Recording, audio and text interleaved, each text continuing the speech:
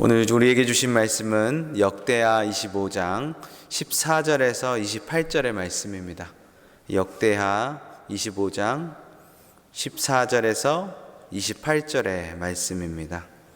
제가 가지고 있는 성경 구약 689면에 있습니다. 역대하 25장 14절에서 28절의 말씀입니다. 같이 합독하도록 하겠습니다. 아마시아가 에돔 사람들을 죽이고 돌아올 때에 세일 자손의 신들을 가져와서 자기의 신으로 세우고 그것들을 앞에 경배하며 분향한지라.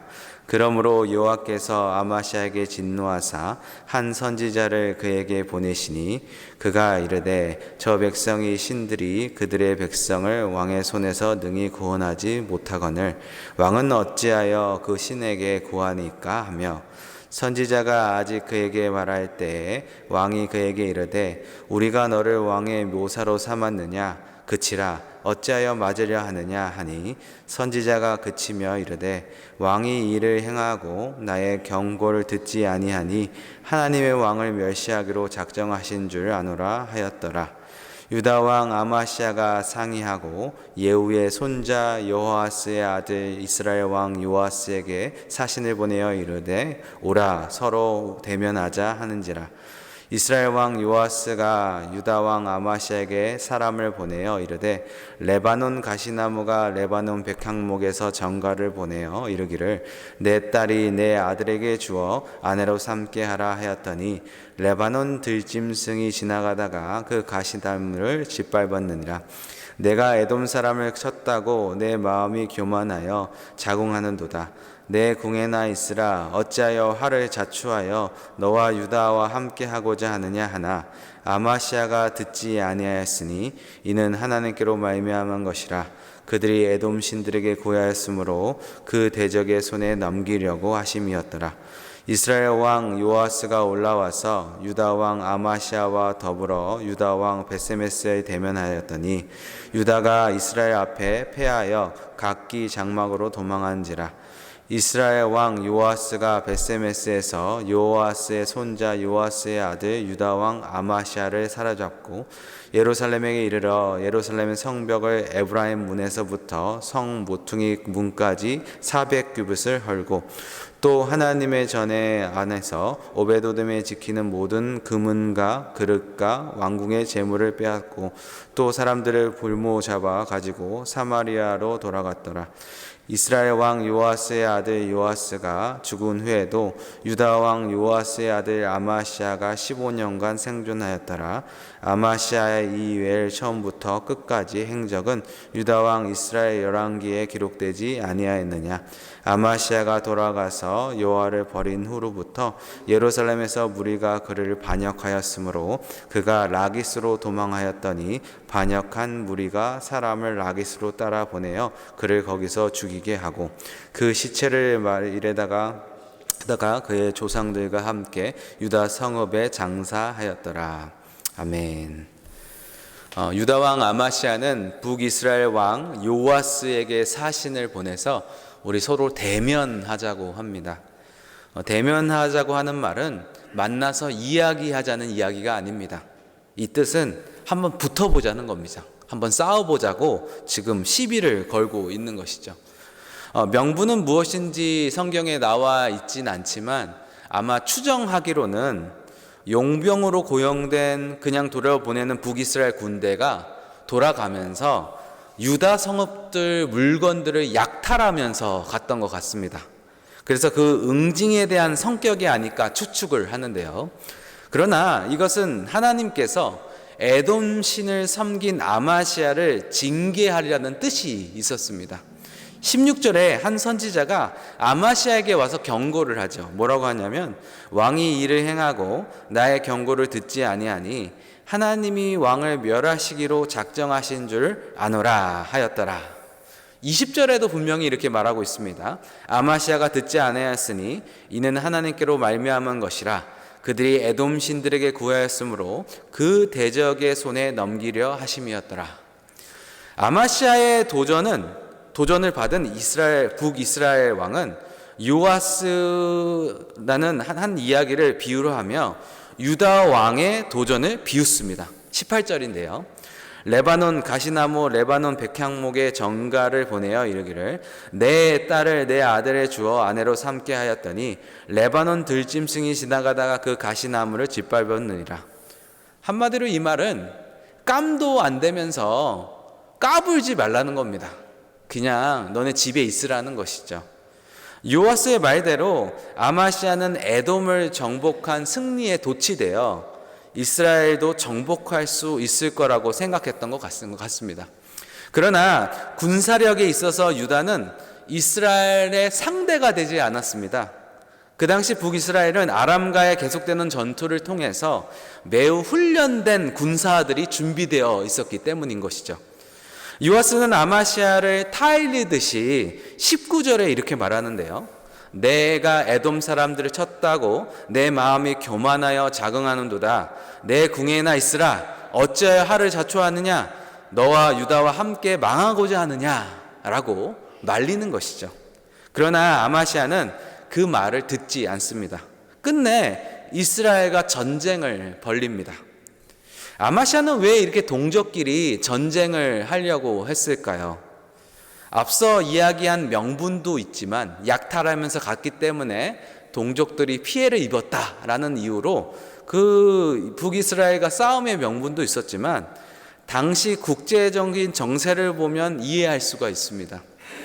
당시는 서서히 아수르의 세력이 커지는 시대였다고 합니다. 아수르의 아다드디라리라는 3세 왕이 이미 다마색을 정복하고 아람을 멸망시킨 상태였습니다. 그리고 주력 부대를 울라트 왕국에다가 모두 투입시킨 상태였다는 것이죠. 아수르가 아람을 정복했으니 당시 패권을 지니고 있었던 아람이 사라졌고 아수르는 다른 전쟁에 집중하느냐 수리아와 팔레스틴 지역을 신경 쓸 겨를이 없었다는 것이죠.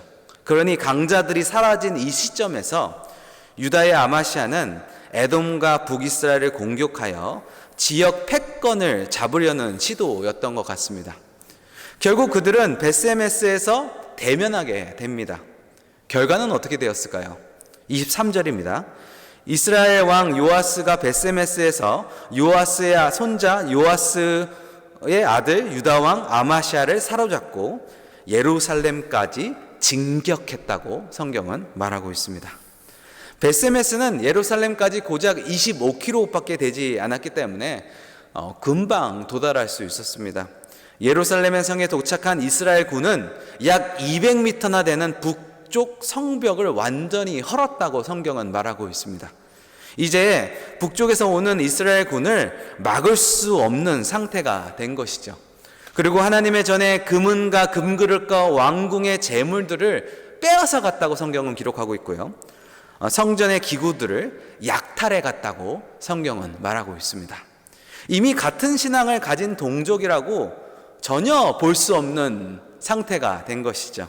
그리고 수많은 사람들을 포로로 사로잡아 갔다고 성경은 말하고 있습니다. 이것 또한 같은 민족이라고 생각되지 않는 부분입니다. 아마시아는 에돔을 정복하고 기고만장했습니다. 하나님의 능력으로 하나님의 은혜로 에돔을 정복한 것인데 하나님께 영광을 돌리지 않고 오히려 에돔의 신에 분향을 했던 것이죠. 에돔 전쟁에 앞서 아마시아에게 예언했던 선지자가 하나님은 능히 돕기도 하시고 능히 패하기도 하신다는 했는데 그 예언대로 에돔의 전쟁에서는 승리를 했지만 이스라엘 전쟁에서는 처참하게 패배하고 말았던 것입니다. 결국 아마시아는 어떻게 되죠? 25절에 이런 말이 나옵니다. 이스라엘 왕 요아스의 아들 요아스가 죽은 후에도 유다 왕 요아스의 아들 아마시아가 15년간 생존하였더라. 요아스가 죽은 후에도 15년간 생존했다는 이유를 기록한 이유가 뭘까요? 그것은 아마시아는 이 전쟁으로 인해서 폐위되었기 때문입니다. 그것을 어떻게 알 수 있냐? 27절을 보면 알 수 있는데요. 아마시아가 돌아가서 여호와를 버린 후로부터 예루살렘에서 무리가 그를 반역하였으므로, 이 구절을 보면 그는 폐위되었다는 것입니다. 백성들이 이 전쟁에서 패한 책임을 물어서 아마시아를 폐위시키고 16살 된 그의 아들 우시야를 왕으로 세웠다고 성경은 말하고 있습니다. 그렇게 15년간 보내다가 아마시아는 자신의 통치권을 다시 되찾고자 시도를 하는데요. 그 사실을 안 반대파가 이제 폐위가 아니라 그를 제거하기 위해서 그를 노리고 있습니다. 그 사실을 안 아마시아는 견고한 성인 라기스로 도망갔다고, 그래서 몸을 보존하기 위해서 도망갔다고 말하지만, 반대파는 끈질기게 라기스까지 쫓아가서 그를 죽이게 됩니다. 그래서 성경에서 그렇게 기록하고 있죠. 아마시아는 패배와 모반 그리고 죽음은 당시 국제정서와 정치적인 소용돌이에서 일어난 일처럼 보이지만 이것은 분명히 하나님의 심판이었습니다. 그는 하나님께 영광을 돌리지 않고 엉뚱한 에돔의 신상에 절했고, 경고하라고 보냈던 선지자마저 위협했다고 성경은 말하고 있습니다. 여러 번 그의 멸망의 기회가 있었지만 그의 교만은 결국 그를 파멸로 이끌고 만 것이죠. 2절에 아마시아에 대한 평가가 생각나는데요. 아마시아가 여호와의 보시기에 정직하게 행하였기에 하였으나 온전한 마음으로 행하지 아니하였더라. 그는 잘할 수 있었지만 결국 그의 아버지 요아스처럼 후반기에 들어서 교만을 떨쳐내지 못했고, 그의 아버지의 전철을 밟아 모반에 의해서 시해되고 말았던 것이죠. 우리도 하나님이 하신 일을 인정하지 않고 내가 잘나서 일을 이루었다고 생각하는 순간 교만하게 되고 죄에 빠지게 된다는 것입니다. 하나님의 말씀을 무시하게 되고 하나님이 정해놓으신 복된 길에서부터 벗어나게 된다는 것입니다. 우리가 어떤 일을 이루었다고 해도 우리가 해야 되는 일은 오직 하나님께 영광이라는 것이죠. 그 길이야말로 우리가 유일하게 교만에서 벗어날 수 있는 길이며 지속적으로 하나님의 도우심을 경험할 수 있는 길이라고 성경은 말하고 있는 것입니다. 혹시 오늘 조금이라도 교만한 마음이 우리 가운데 있진 않은지 우리 자신을 묵상했으면 좋겠습니다. 오직 하나님께 감사하고 하나님께 영광 돌리시는 우리 모든 성도님들이 되셨으면 좋겠습니다. 그러는 순간 교만은 사라지고 다시 온전한 마음으로 돌아와 겸손하게 복된 길로 갈 수 있을 거라고 오늘 성경은 말씀하고 있는 것이죠. 같이 기도하겠습니다. 주님 감사합니다. 하나님 보시기에 정직히 행하되 끝까지 온전한 마음을 품게 도와주시옵소서. 한순간의 성취로 교만하지 않게 하시고 모든 영광과 존귀를 오직 한 분이신 하나님께 돌리게 하옵소서. 제 마음에 있는 우상들을 제거해 주시고 오직 하나님만 사랑할 수 있는 은혜를 우리에게 허락하여 주시옵소서. 감사드리었고 예수님의 이름으로 기도드렸습니다. 아멘.